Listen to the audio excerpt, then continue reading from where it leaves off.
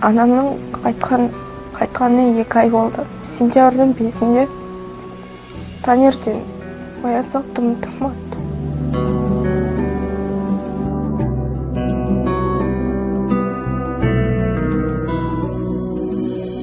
Бақыттың білмей Осы ноябрьдің 5-і кеше 34-ке толып. Өте қиын.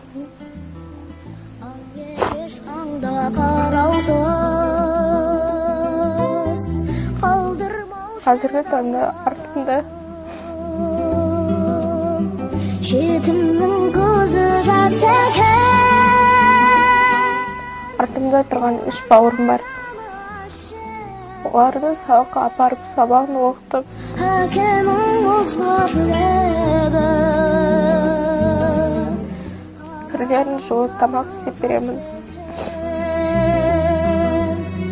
Аңсатқан жанды Бір бөлмелі пәтерде тұрып жатырмыз.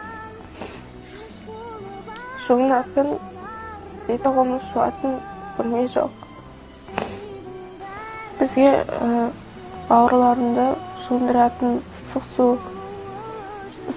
жоқ, ванна жоқ. Даладан су тасып ішеміз. Анасы бар адамдар бақытты. Аналарының тірі кезінде қадірлеңдер.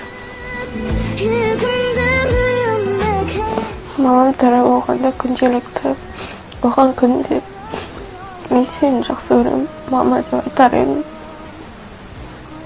Біз мамамызды қатты сағындық. Аялым менің жасым жетті. Мен анашымды қатты сағынып,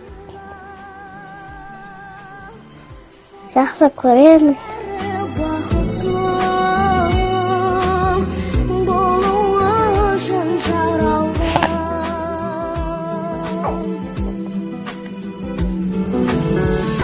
Ендігі арманым өзімізбен үйіміз болғанды қалаймын.